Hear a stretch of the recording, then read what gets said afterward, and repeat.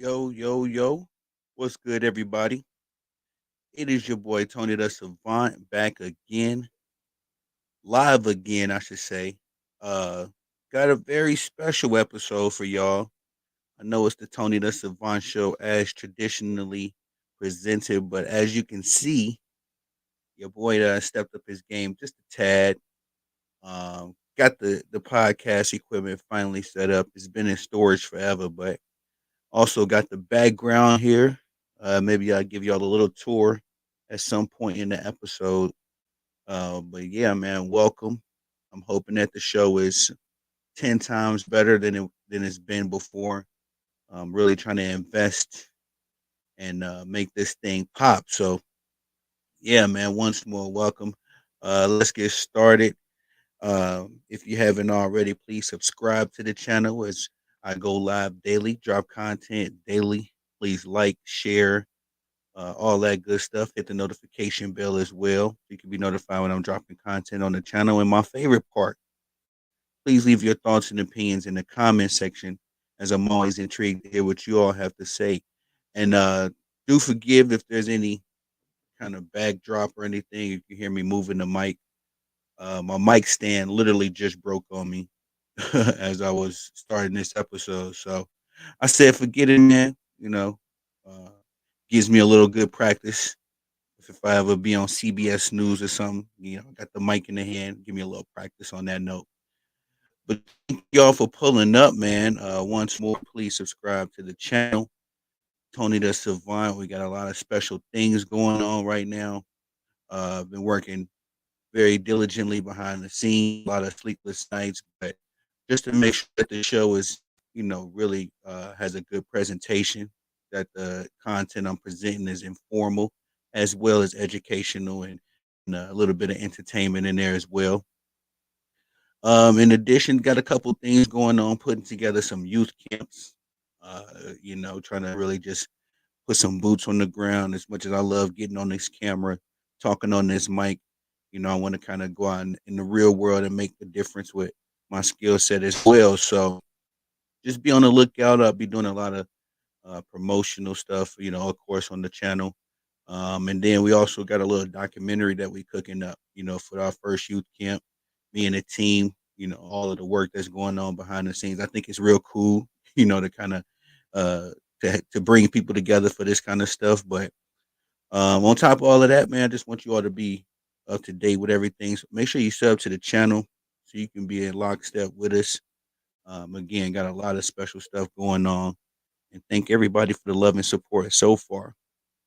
Let's start this show off in a typical Tony the Savant fashion.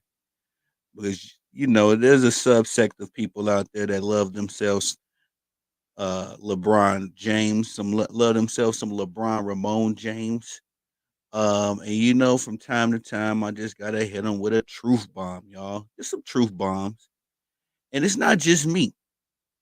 As another NBA legend has chimed in on this GO debate and has really settled the dust as if there was ever a debate in the first place. For me personally, there was never a debate as who the GOAT was. As you can see, the memorabilia, I can never say that word, the souvenirs on the wall, a lot of Chicago Bulls stuff, man. I was born and bred on the south side of Chicago. In fact, I was born in Wisconsin, Green Bay, Wisconsin, but spent 2 weeks there, got right because my mom was on vacation and we got right back to the city. So I was raised on the south side of Chicago my entire life.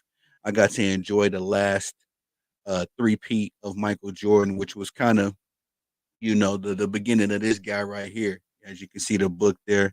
I had a lot more Kobe stuff I had to put up as well, but there's only so much shelf space right now. But anyway, got to enjoy the last three-piece. So for me personally, seeing uh, the end of Michael Jordan's career and all of the great moments that they had there. I remember the 72 and 10 season. I remember, the first pump fist in game 5 of the 1997 NBA finals. I remember of course the 1998 famous shot, the flu game, all of that stuff I vividly remember. The first three peak, a little too young for that one. Of course, the '80s Jordan. Didn't get to enjoy Phenom as well, but I've been around long enough to see what greatness is. And so LeBron James would have had to do it, would have had to done everything Michael Jordan did, everything that Kobe did, and some. You know what I mean? He couldn't just do what they did instead of debate. He would have had to do all that they did and some in order for me to call him the GOAT. And for the LeBron James fans, that may sound like hate, cap, whatever. That's just what it is, man. I'm from an era where we honor winning. And especially if you could win in style, you was the man. You know what I mean? Jerry Rice was the man. Randy Moss was the man. These are dudes that, well, Randy Moss, he kind of fell off, but nonetheless, Randy was he was a winner. He was a gunner, a dog, and that's just the era of athletes I come from, man. Not just winners, but dudes that do it with some style as well. For LeBron, it's not that. You know what I mean? I never really felt the same with him. I've always been on record with saying I was a fan.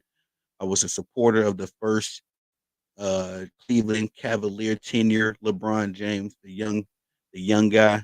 Uh, I felt like that LeBron was decent. He was on the right track. Used to say the right things. Didn't annoy me at all.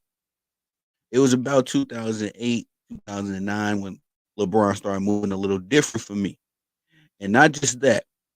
Because I'm on record even saying too, 2007, as a LeBron James supporter, I gave him a pass. Let's just say LeBron James did everything, quote unquote, to my satisfaction, right? Not anybody's, but to my satisfaction. If he did everything right, then I would have still to this day looked past 2007 because he was young. He carried that team respectfully. He didn't play with bums. I think a lot of people misconceive that he played with bums. No, he didn't play with bums, but he did carry that team. LeBron James was a different kind of guy when he was younger. But let's just say if he did everything up until this point, year 22, to my satisfaction, I would still give him a pass for the 2007 blunder, that happened. Because I'm also on record with saying that was the worst Tim Duncan version of the Spurs as well. If he couldn't beat any other version, I don't think he could have got past the 2005 version. The 2003 version, maybe not. 1999, no. I can't see LeBron James getting past any one of those versions.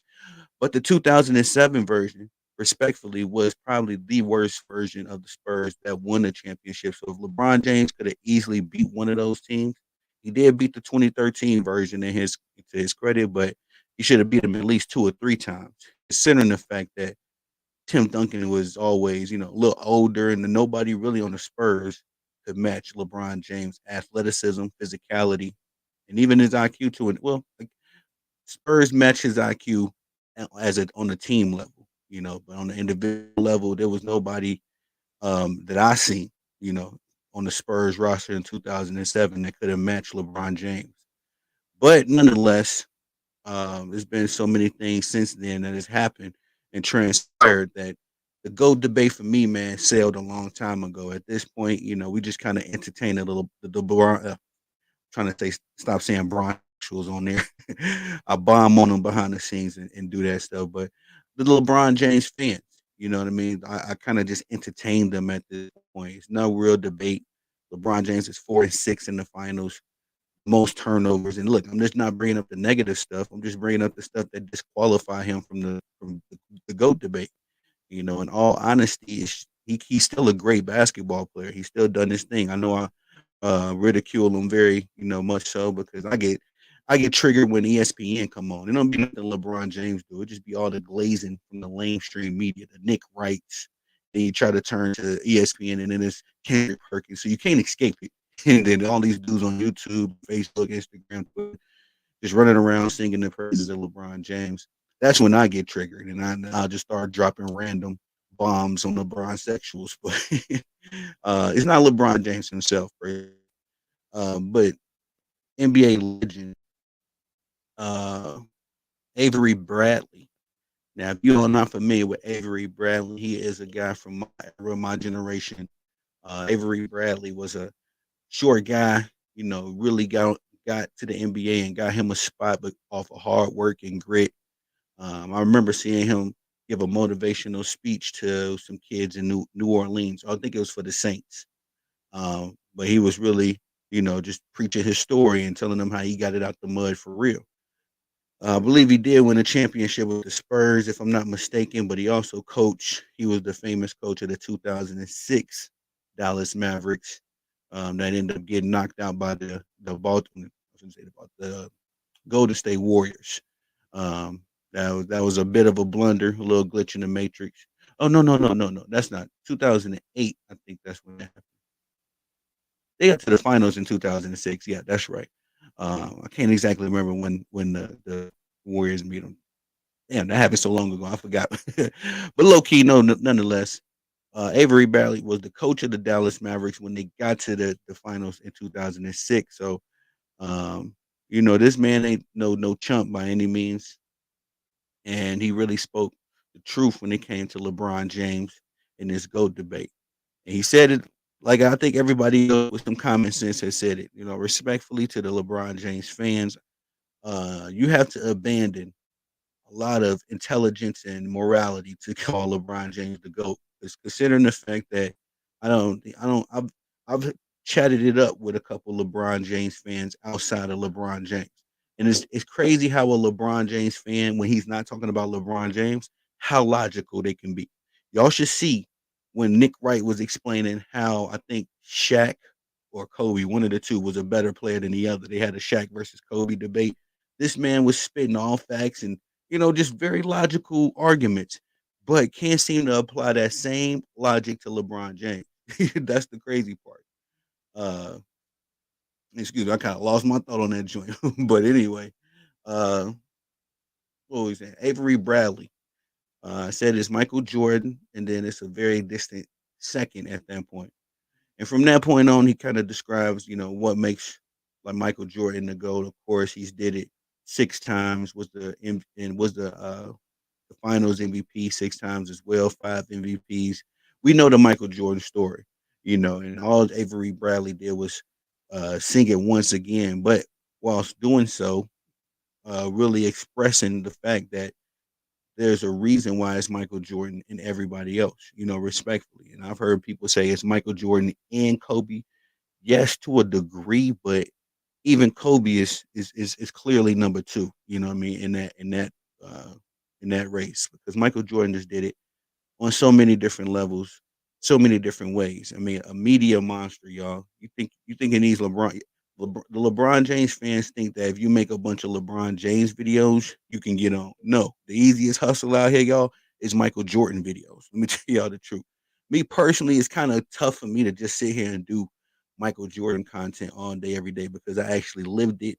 And being from Chicago, it's like we got so many things in Chicago that remind you of Michael Jordan. The Michael Jordan restaurant, we got the statue, of course, the United Center, just the aura of the city. So it's like we don't sit there and just talk about Michael Jordan all day, especially when we had Derrick Rose. It felt good to have a new superstar, a new team to cheer for. But in the same time, um, I don't sit here. If I wanted to just blow up my channel, and just pander, if y'all really want to know what the key is, if I just want to pander, to get my numbers up, I would sit here and make Michael Jordan content all the time. That's just not something I can commit to personally.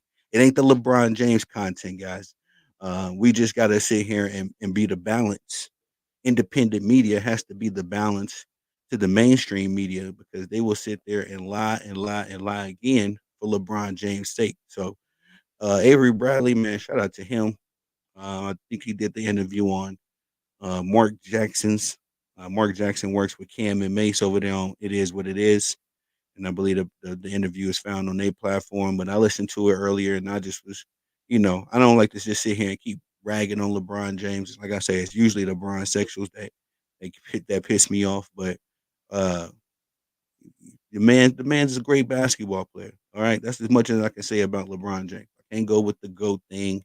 Even if I want to eliminate the GOAT thing, Michael Jordan has led some of the greatest teams of basketball, multiple teams. It's not just one Chicago Bulls team that you can throw in the loop for a greatest team ever. It's several. That '93 team was lethal, and it had we talking about the young Michael Jordan.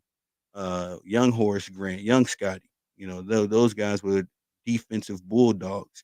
But then you're talking about the older version of Michael Jordan, the 72-10 team. You won't smoke with them. You know what I mean? You won't smoke with the 98 version, which is probably the most complete Michael Jordan that we've ever seen. It's just as far as he had to carry the Bulls that year. There was no Scottie Pippen. Scottie Pippen was injured like damn near three-quarters of that season. So it was all Jordan and a little bit of Rodman, but excuse me. Um, when it comes down to this ghost stuff, man, it's just we could go with the player argument. You could go with the team argument. Either way you go, you got to throw Michael Jordan's name in the loop. That's the funny part. LeBron James has not led any top 10 great teams. No LeBron James team is in contest in the discussion of the greatest team of all time. Not even the Miami versions. Considering the fact that the Miami versions, was going 6 games with the Kevin Durant, young 23-year-old Kevin Durant, uh, OKC Thunder, 21-year-old, 22-year-old Westbrook, uh, and then again, the very next year, they went 7 games with the old Spurs, and then the old Spurs came right back and beat that same team. So you can't put these guys into the greatest teams of all time. But that's what I say. That's what makes Michael Jordan so crucial. It's not just the individual stuff. It's not just the play. Him as a player.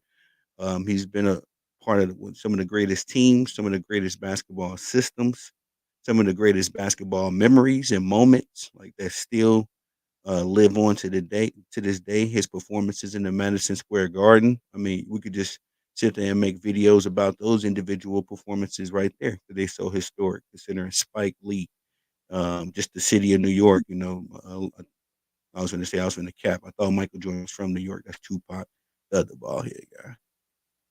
What's going on, Jeffrey? Jordan was the most skilled and fundamental player. He just happened to be athletic. Exactly, brother. Exactly, and that just adds into the layers of Michael Jordan. It's not just the flair. You could go with the flair at all. Just simply watch his dunk highlights and you'd be amazed. But the man was fundamentally sound. Um, defensively sound, offensively sound. He rarely made mistakes. Of course, like any other athlete, he had bad games, bad performances, but 10 games out of 10, Michael Jordan, you didn't want to bet against him. He might have 1 or 2 bad games out of that, maybe. But if he played 10 games in a week, you damn near looking at 10 good performances all week. And again, he was a complete player fundamentally. He just didn't do his scoring. That's something that the kids now very much so mistaken. They forget it. I don't know if you knew this as well, Jeffrey, but in 1991, Michael Jordan was averaging almost a triple double, but a double double in the finals. He was putting up like 30 points and 11 assists. So he just wasn't a scorer. He was also a defender, 3-time steals champion, and as well the 10 scoring titles. Again, it gets crazy for me because I lived it and I enjoy Michael Jordan so much that I just kind of let it be where it be. It's only since, about 2010 that we've been having these weird discussions forcing LeBron James into these discussions. And again, it's not a hating on him. It's like if LeBron James had won 3 championships by 2010, then yeah, we could have started an argument there, much like we're doing right now with Patrick Mahomes and Tom Brady. Like nobody's going to say Patrick Mahomes, if he stopped playing football right now, has surpassed Tom Brady. But we all can make a case that he's done enough to start a conversation. Let's just start the conversation, and then it's all barbershop talk from there. LeBron James has never done enough to start the conversation. You got to put a three-peat together when you're talking about coming at Michael Jordan's throne. That's what Kobe knew. Kobe understood the mission. He was hurt in 2011.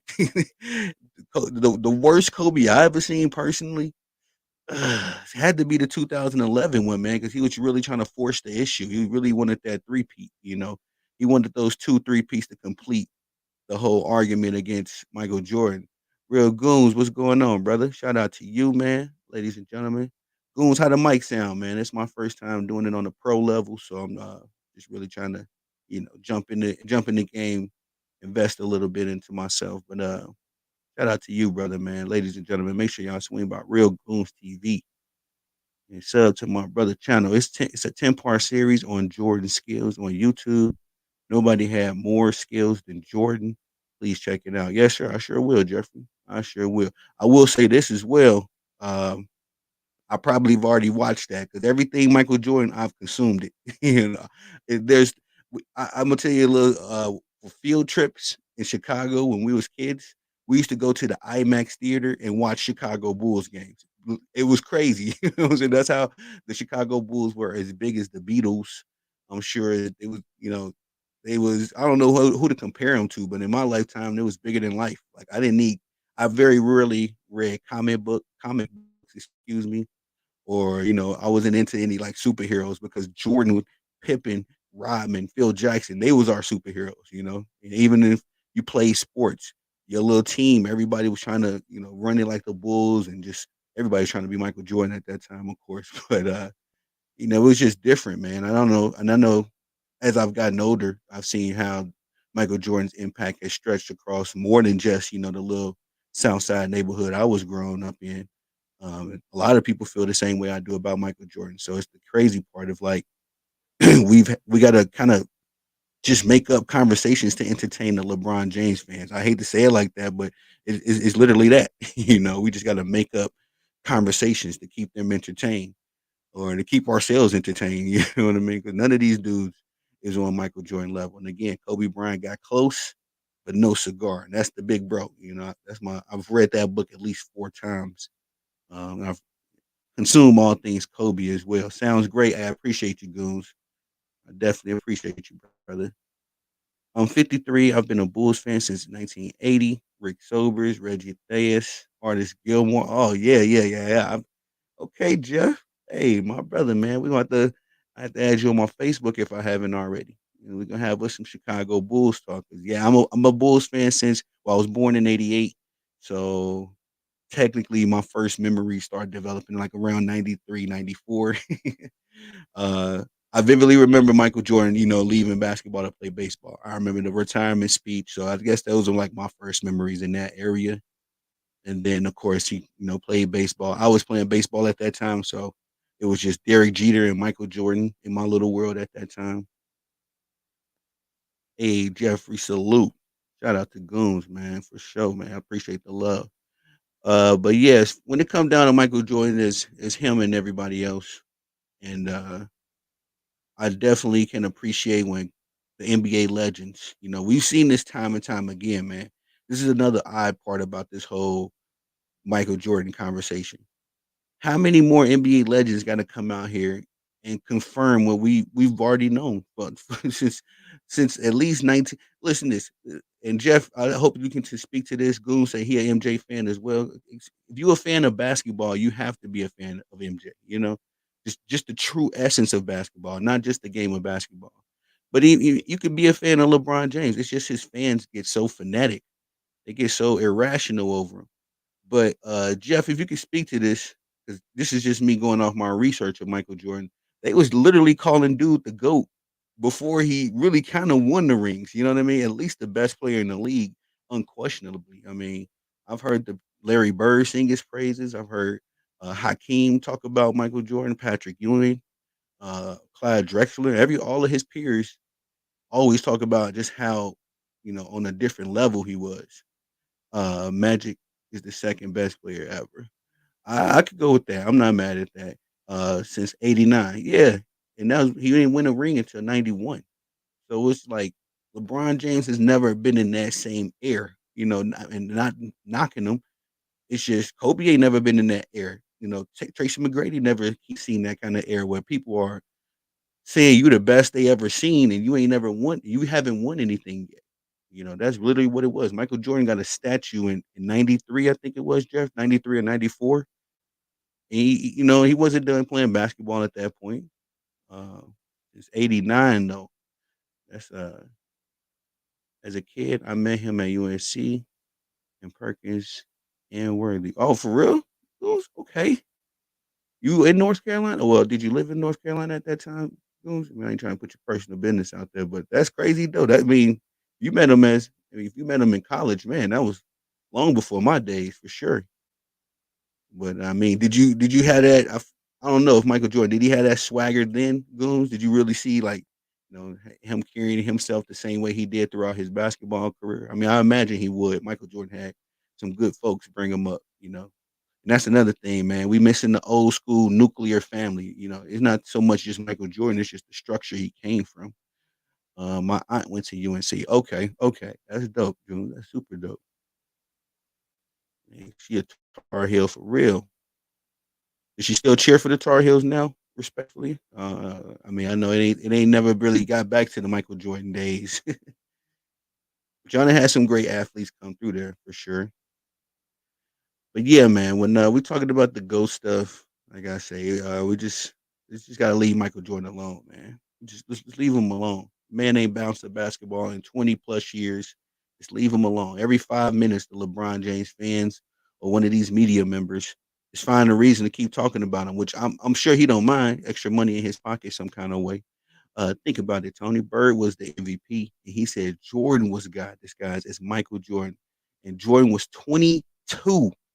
My goodness. He was so imagine us talking about Anthony Edwards like that right now, Jeff. That's the equivalent to what if I mean I guess you could say LeBron, but if Joker right now was talking about Anthony Edwards was God in disguise, that's the level of the air of compliment and respect that people have for Jordan, and he hadn't even won it. He wasn't even a full grown man at that point.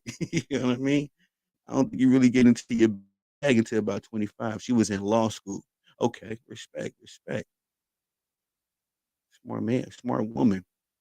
I wanted to do law school, man. I used to watch Law and Order with my grandma. You gotta leave TV where it's at. And like, it's about 8 years of school, and I'm like, oh, signed up for that culinary program. Hey, but I love that, man. That's kind of fascinating, though, that you got to see Michael Jordan before he became Michael Jordan. I remember him even saying that in the Last Dance documentary. They used to call him, they used to call him Mike Jordan, something like that, before he got his marketing uh, bag. But yeah, man, we got to leave Michael Jordan alone. I think you would agree with me. I think both my brothers Goons and Jeff would agree with me. Let's just leave Michael Jordan alone, man. Let's just try to. I wish these dudes now and it's really just been an attack on the past generations of basketball players. This only really started about, and I hate to say it, it sounds like I'm just ragging on LeBron, but since LeBron been around, there's been an attack on the past generations of basketball players, and it's just ridiculous. It's like leave these dudes alone, man. I don't recall when Kobe was playing this much Michael Jordan discussion. I remember them having fun with the GOAT debate kind of stuff, but it just be like an onslaught 24/7 attack on the players of old, not just even in Jordan either. Like what Anthony Edwards said, he's the only skilled player. It's like, bro, what? Why would you even say that? And then he before he said that said he never even watched Michael Jordan's basketball era.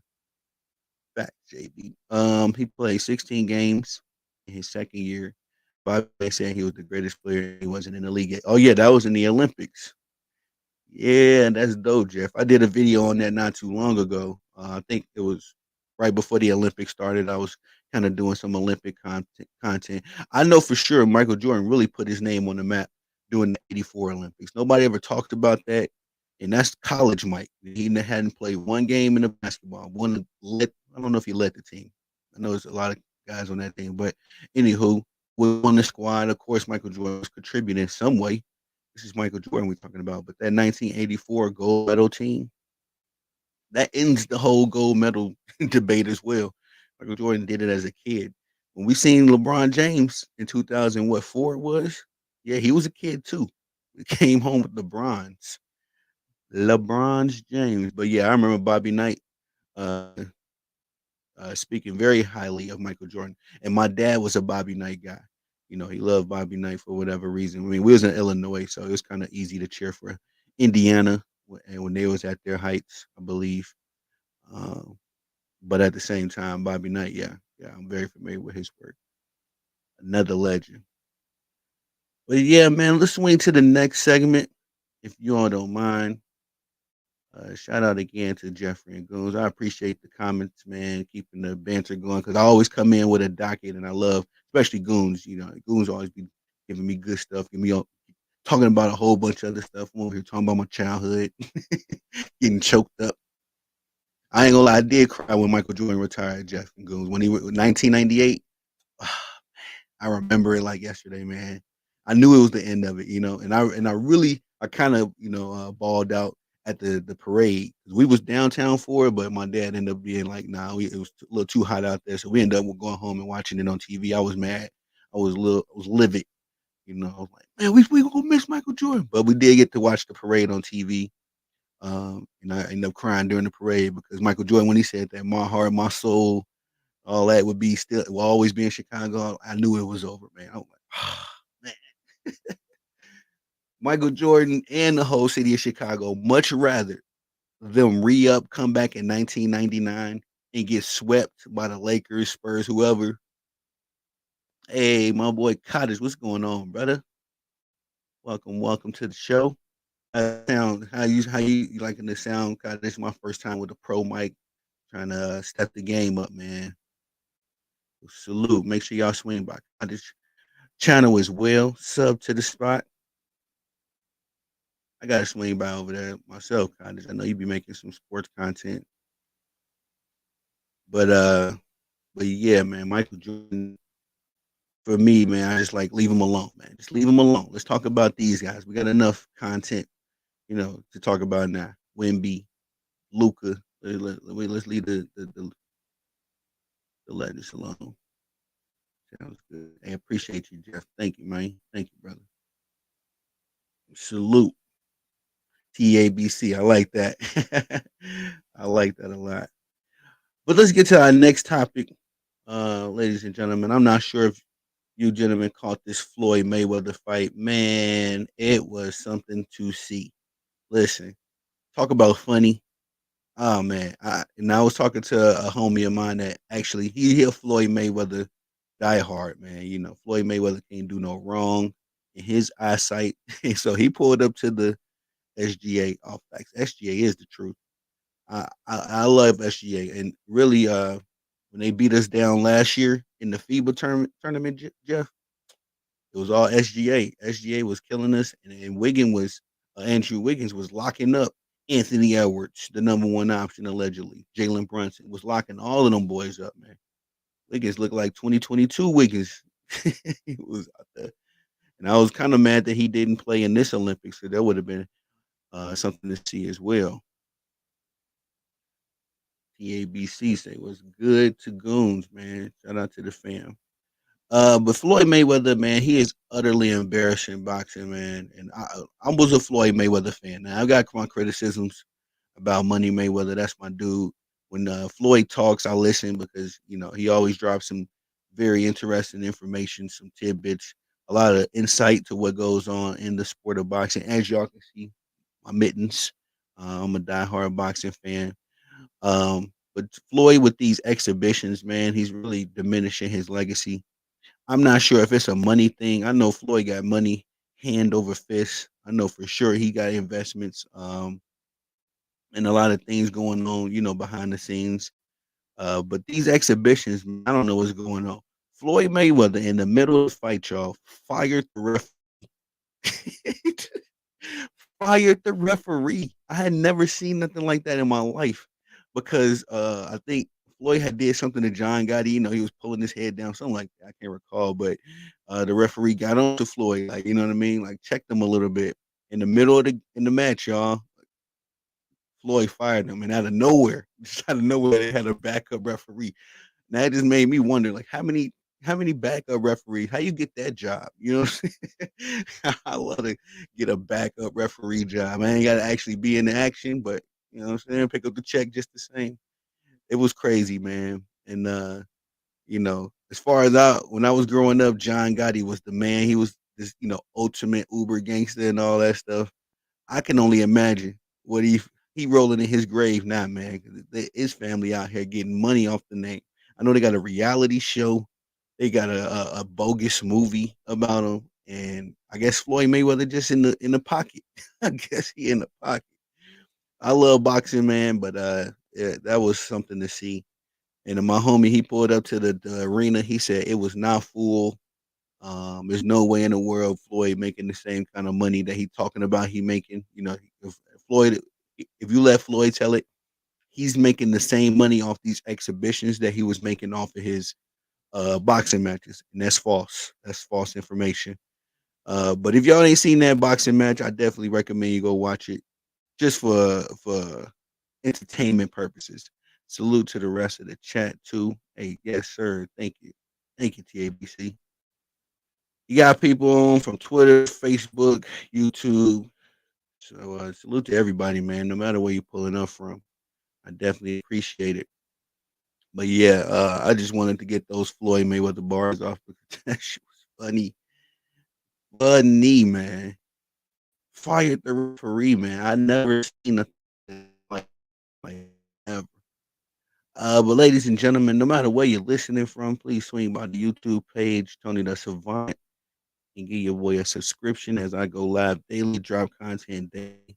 As well, if you like, man, a lot of things cooking up behind the scenes. I'm not forcing nobody, not no begging, but youth camps, building a production studio. This is just kind of like the first leg of it right here. Hit the Cash App if you'd like to contribute to the page as well. I definitely appreciate that. Tax write off.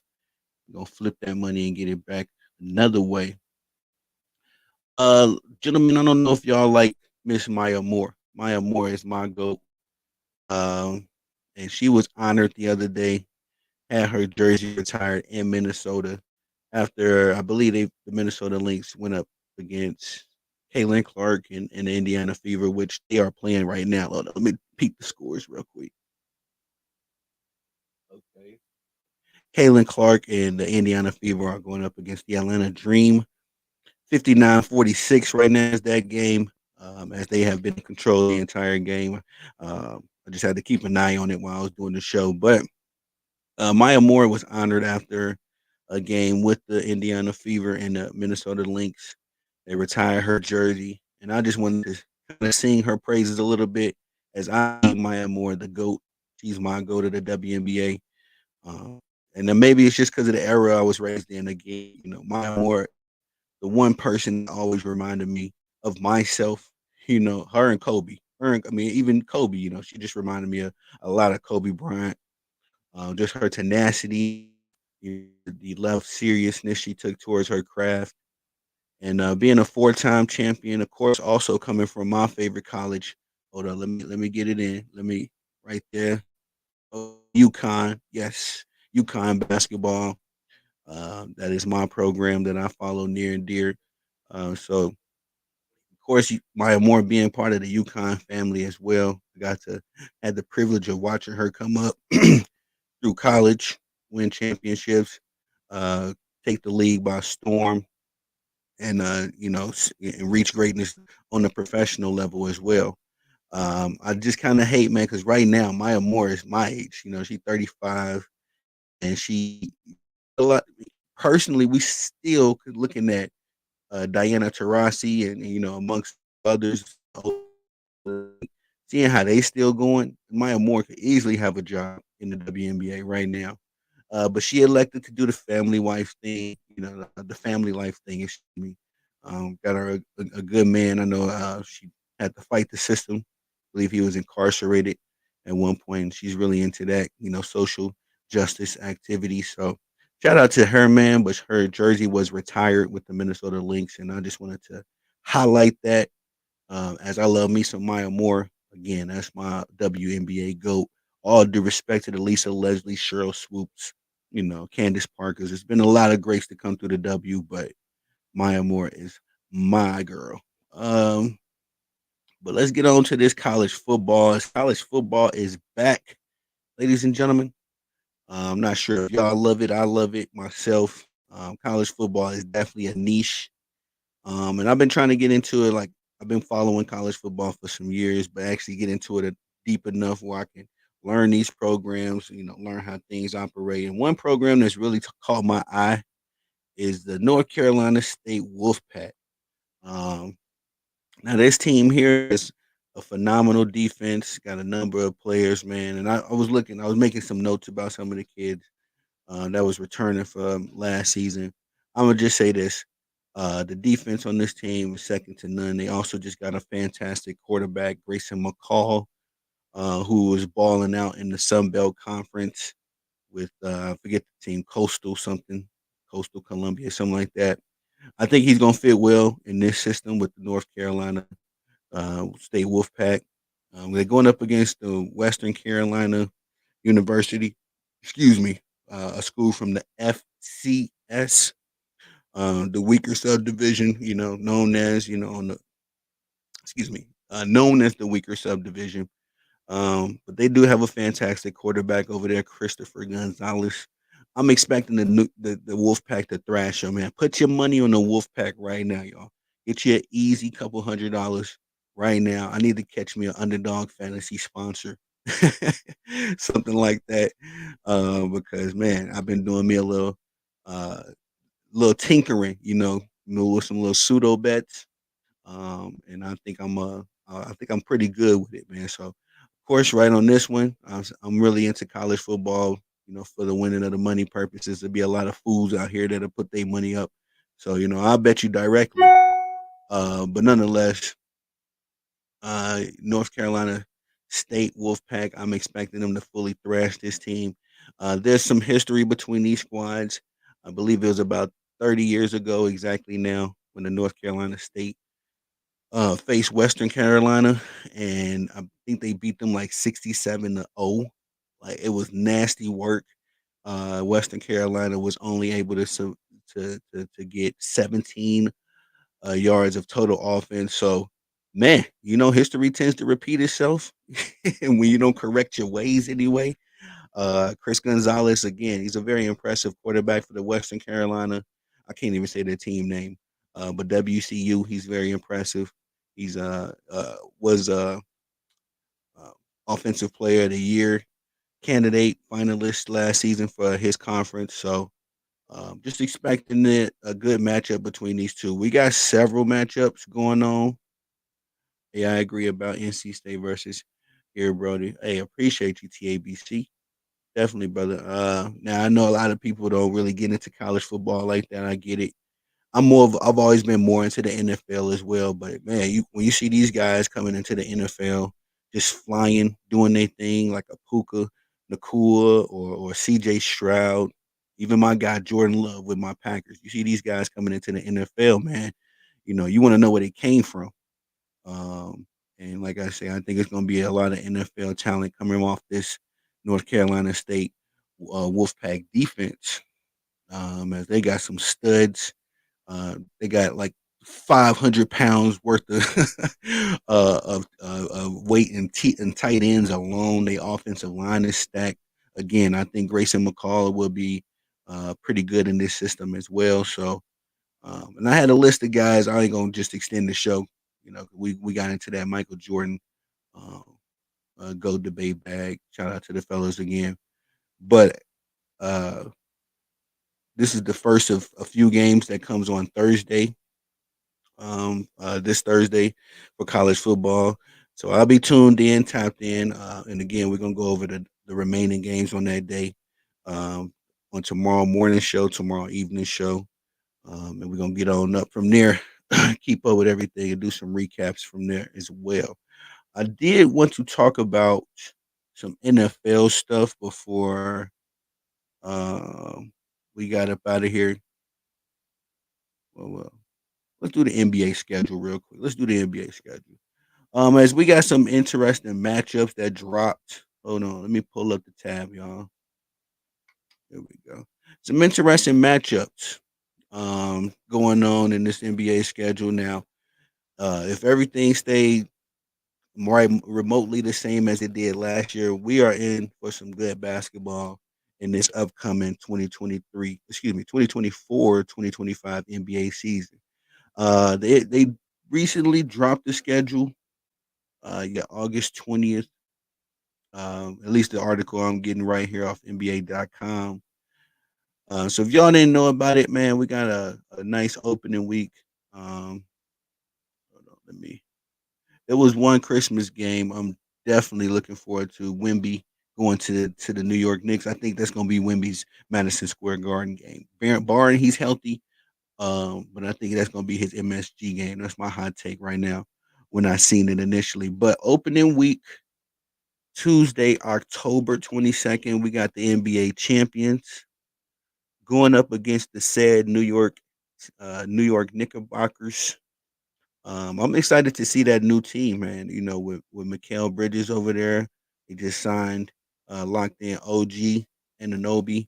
I know they got somebody else over there. I just can't think of it right now. But of course, they got their pseudo big three: Jalen Brunson, Josh Hart, uh, and DiVincenzo. All these Villanova Wildcats in the squad. I think that chemistry is going to be. Uh, hey, I do agree here, man. Hey, thank you, TABC. I think that's going to be a good matchup.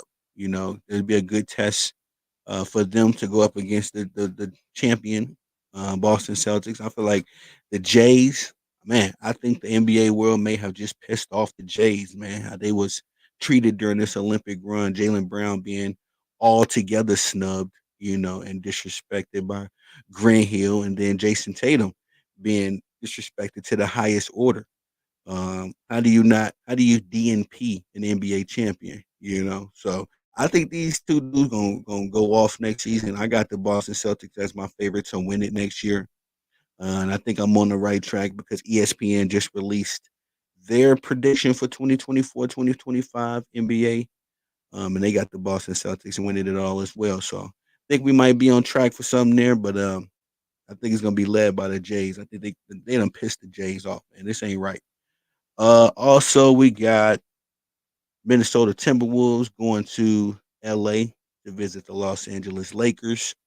I think, of course, it's going to be an interesting game. Anthony Edwards and crew. I don't know. I haven't heard them say they was going to do nothing with Cat. I thought Cat would have been moved off the Timberwolves, but I guess not. So they're going to re up.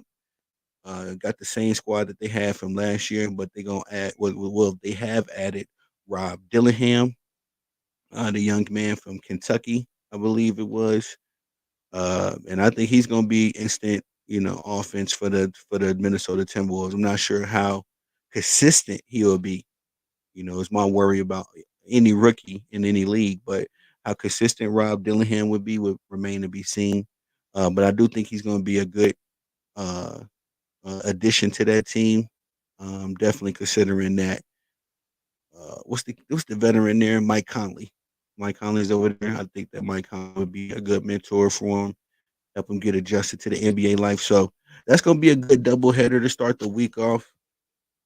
And that would be Tuesday, October 22nd. The following evening, Wednesday, October 23rd, we get the new looks Philadelphia 76ers with Paul George just signing a max deal over there. And he'll be partnering up with Joel Embiid and Tyrese Maxey. Now, I'm interested to see how those three mesh together.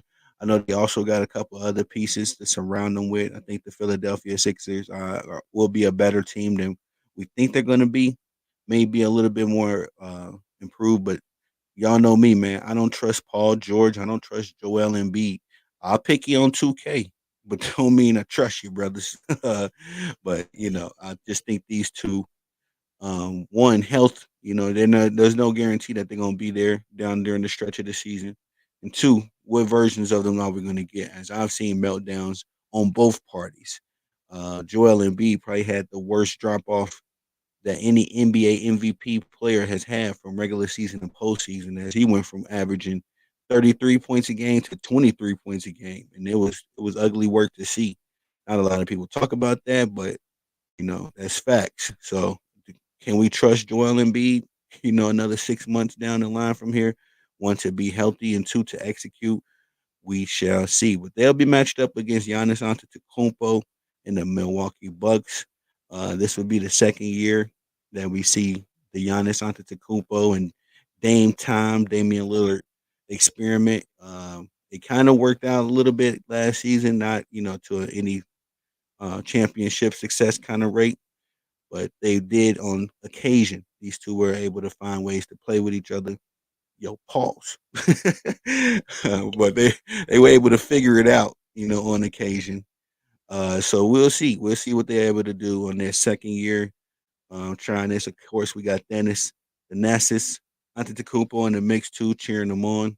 So we'll see what's that worth as well. Um, and I'm just gonna do the opening week real quick, y'all, if y'all don't mind, because I got one more other topic I want to get into. Again, pertaining to Wednesday. We'll get to it. We'll get to it. The next game we got on that doubleheader, October 23rd. I don't know who this is. I guess they got it. I guess it's the Clippers. Yeah, the Clippers got a new logo. It looks weird. But we got the Phoenix Suns and the Los Angeles Clippers. The Los Angeles Clippers are going to look a lot different. Again, Paul George moved over to the 76ers. And also, uh, Russell Westbrook departed. He has joined the Denver Nuggets. So it's just James Harden, Kawhi Leonard, and company over there right now. I got to look at their surrounding crew again. I forget who's on the roster now with the Clippers. I don't know how they filled out the remaining of the roster surrounding those two, but you know, I don't know what the Clippers are going to look like this season. I'm kind of nervous for them, to be honest. This might be one of those, get back to regular old Clippers stuff this year. They've lost a lot of the talent that they had last year. Barn, I mean, granted, Paul George wasn't healthy. Russell Westbrook wasn't himself, the prime version that we have known and grown and love, the Hall of Famer. But we'll see, man. But the Phoenix Suns, they ain't no better. Can you trust Kevin Durant? Can you trust Devin Booker? I know they're good for some big bucket games. But it ain't about that with the Phoenix at this point. We got to be championship or bust, especially since they went and got Bradley Beal. They got another veteran, NBA veteran, and Tyus Jones. So of course they got to be in win now mode, man. It's just I didn't see anything from the Phoenix Suns these past few years. Definitely not since Kevin Durant's been there. I've seen nothing from the Phoenix Suns that just blow me away. You know what I mean? It's nothing about them that convinces me that they can put together some championship basketball. Uh, AB Fair, Tony, I do like the NBA schedule here, man. Yeah, I love the NBA schedule, TABC. I do. I like the NBA schedule. I like the lineups of teams. I'm just looking at, if let's just say right now, TABC, we get the same exact versions of these teams next season. I don't see a lot of these games going the way we think they're gonna go. If that makes sense. But I do see the Knicks stepping it up. I think the game that's going to tip off the entire NBA season is the Knicks and the Celtics. That may be on par for an instant classic, or at least early candidate for one of the best games of the season. So yeah, I'm loving the games. I'm loving the matchups as well. TABC. It's just some of these players, man. Some of these dudes, bro. I don't trust them, bro. I rock with Kevin Durant. I locks in when I'm on 2K. I play with all the teams. So me and Kevin Durant, we've done good work. But at the same time, when it comes to real life Kevin Durant, no sir, no sir. I wouldn't put a dime on him because you can't trust him. I thought they was gonna make some noise last season, 2023, when the Denver Nuggets pretty much walked them down. You know what I mean? They walked the Phoenix Suns down. Him, Kevin Durant, and Devin Booker. So I don't know. We'll see what that happens. We'll see what happens there. But we got that good matchup on Thursday, October 24th. Another doubleheader. We got the San Antonio Spurs and the Dallas Mavericks. A little Texas rivalry there game. We'll see what happens. I know that the Spurs have added Stephen Castle, while UConn, another one of the guys from the UConn family. They got Stephen Castle as well as Chris Paul. And I think that's very good because last season the San Antonio Spurs did not have a guard that knew how to make an entry past the post. And poor Wimby, Wimby was probably his numbers could have been much more impressive than they were, but I can't even name you the clowns that he was playing with. He played with a bunch of clowns last year, bro. I didn't understand. I watched a couple Spurs games and I was highly annoyed It's like, bro, Wimby is literally the biggest. You don't need to really get the ball to him per se. Just throw that buff high, throw it high enough, he'll get it and let him work. These fools will literally be trying to cross up their defender and take a layup, get blocked or ripped up. It's like, man, dude, don't put Wimby on my team, bro.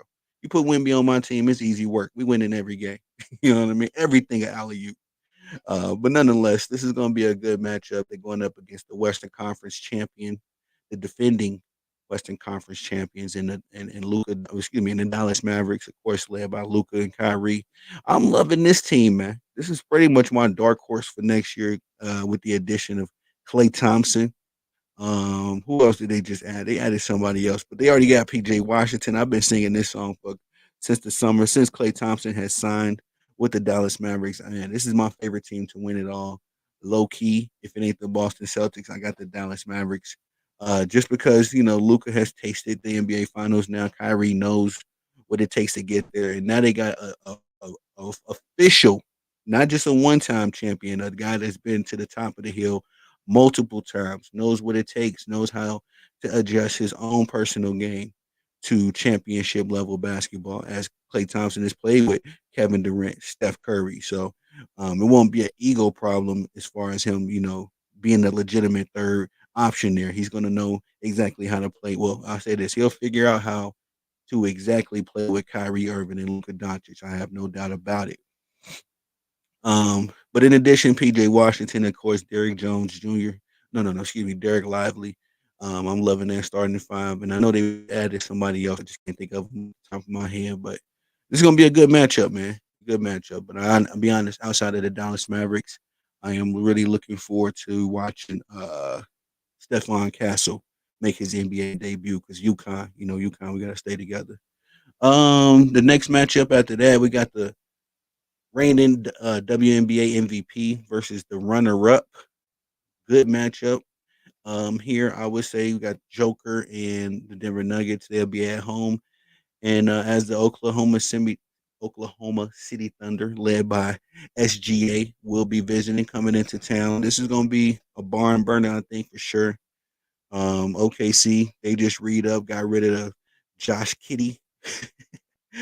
Man, that dude was a character. Now he's on my Bulls. I laughed at him, and now karma. But anyway, um, yeah, they got Alex Caruso now. They read up. I think that was a good move for them. As far as having championship aspirations, especially riding high off of the number one coming into the NBA season. Well, excuse me, attaining the number one seed last year, in the NBA season. And they look good at times in the NBA playoffs as well.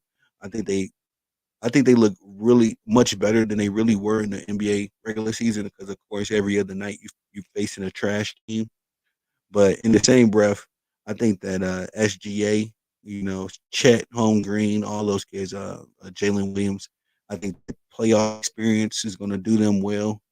And they'll be able to re-up with what they got, man. Alex Caruso, again, he's an NBA champion and a elite NBA defender, especially on that perimeter. So he'll be able to bring his experience to this team, and definitely be an asset. I love it. I don't know exactly what's going to happen with the joke. I mean, excuse not the Joker, the Denver Nuggets. I figured, man, Michael Porter got to go. I don't think they can win again with what how they had. They accidentally run into the Timberwolves in the playoffs. I think it's going to be the same movie that we seen last year. So, and that degree, I would say the same way the Denver Nuggets have the Los Angeles Lakers number. You just have the matchup problems for the Lakers. The Timberwolves have this matchup problems, and we'll see if OKC can pose, more of a defensive threat and give them those same problems. But I just don't like the Denver Nuggets, losing KCP and then coming back into this season as is. I think there's definitely could have been some room in free agency for some improvement. Get rid of Michael Porter Jr. respectfully. That dude is trash. I'm not like trash to the point where he garbage, just cut him. But I just never really cared for Michael Porter Jr. Man, I just the dude too damn big to be shooting all those threes.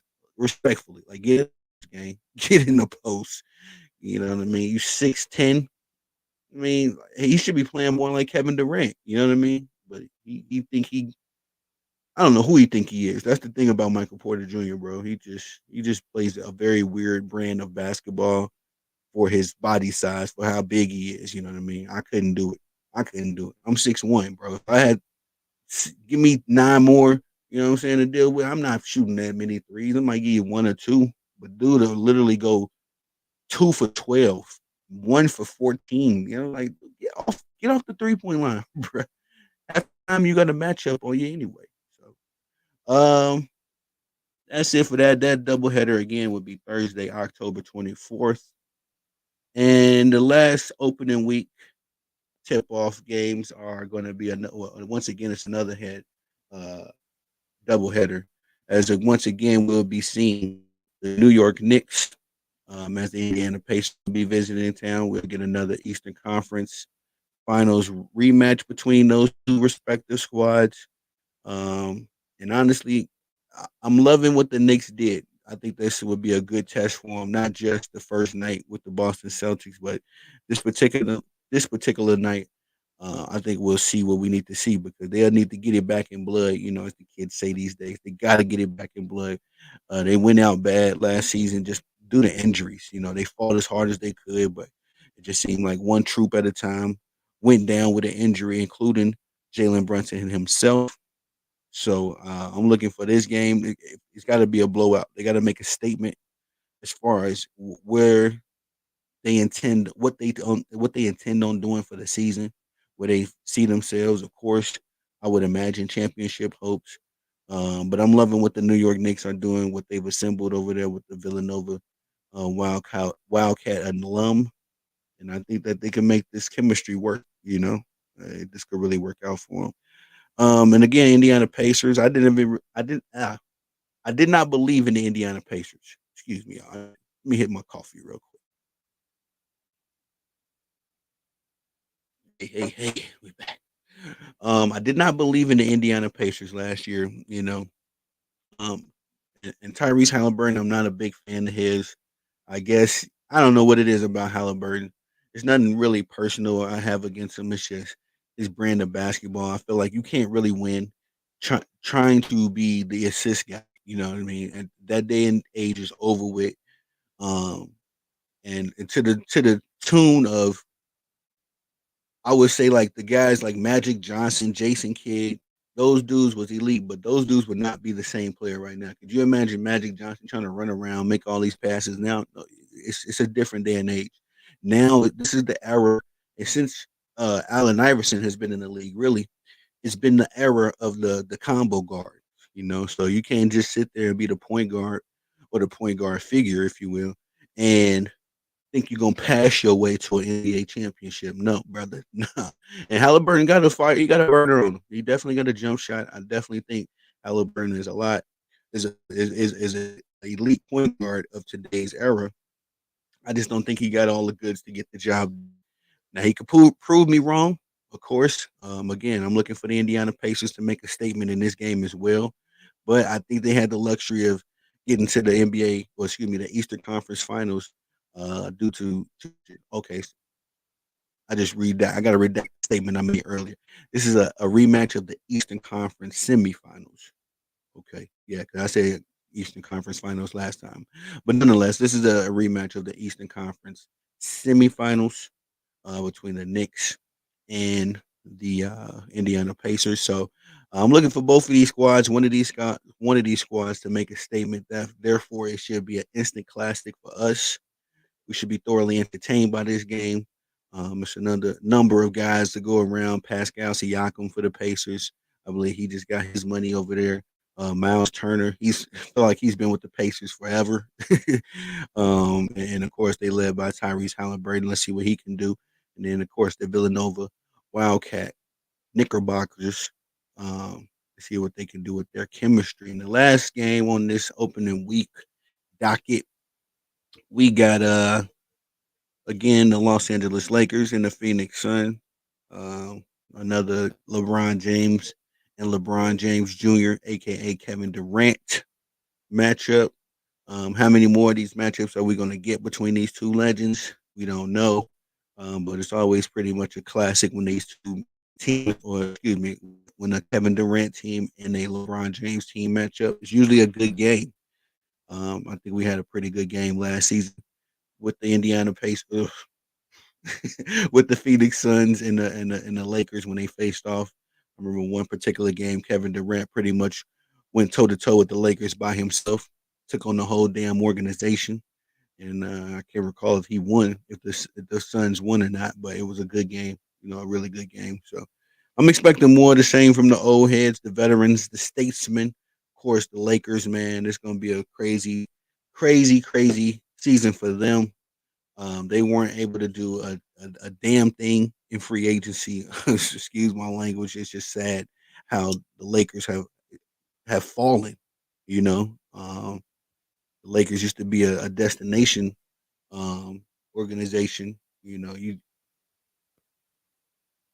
guys would play the entire careers in some bum place and then know that they have an opportunity to get a ring in LA. Not the case right now. And they're boasting the likes of a prime Anthony Davis and a quote unquote GOAT in LeBron James. And it's just a crap show. But we'll see what happens with them. Of course, they got Bronny James, they got the new coach JJ Redick. So I'm excited to see what all of that's going to look like. Very interesting indeed. But that's all I got for y'all on this show, man. I thank everybody for pulling up. First professional show, of course, with the mic and all this good stuff. I hope everybody enjoyed it. I do have the morning podcast, one of one sports podcast, which is so this is just the bright and early. It's the one show I get to do that is kind of unbothered. Um, this show is always gonna be kind of like a hot topic, get in, get out kind of a deal. But in the mornings we can stretch the legs out a little bit more. Kids are still asleep, all that kind of stuff. But I do that show at 5 a.m. Eastern, 4 a.m. Central. So of course, again, might still just be getting in bed, might still be getting them Z's. But if you want to get up, talk some sports with your boy, we will be active. And then again, link up with me tomorrow night, 8 p.m. Eastern, 7 p.m. Central, for the Tony the Savant Show.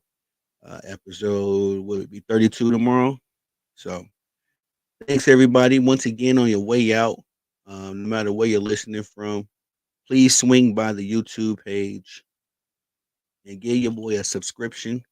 As I drop content daily, go live daily, stay very busy on the platform. I am Tony the Savant. Please like this video, share this video, hit the notification bell so you can be notified when I'm dropping content and going live on the channel. As well, if you haven't already, again, subscribe to the channel as we do stay very, very busy on the platform. And last but not least, leave your thoughts and opinions in the comment section. I got to once more say shout out to my brother Goons, to JB, Jeffrey. Thanks you for pulling up, man. TABC, the Autism Boy, Cottage 81.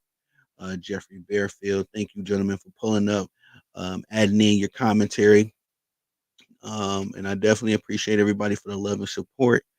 Until the next time we link up, I am Tony the Savant. Peace.